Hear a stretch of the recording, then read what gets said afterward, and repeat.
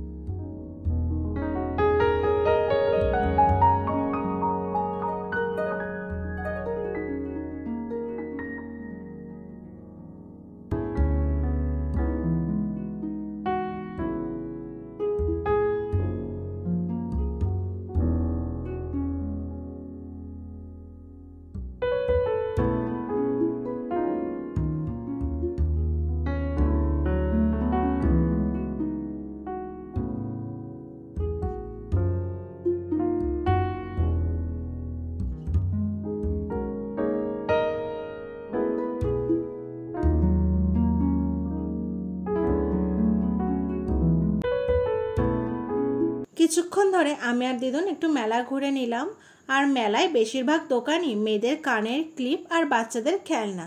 মেলায় ঘুরতে ঘুরতে আবার মাঝখানে বেশ কিছুটা সময় বৃষ্টিও হয়ে গিয়েছে। তো বাড়ি ফেরার পথে বোনের জন্য এই দুটো লাইট জ্বলা পুতুল নিয়েছিলাম, আর একটা ছোট্ট ফিল্টারটা নিয়েছিলাম।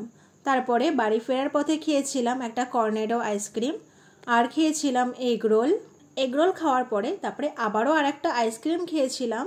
তারপরে বাড়ির দিকে রওনা দিলাম। তো গাইস, আজকের ভিডিওটা এই পর্যন্তই।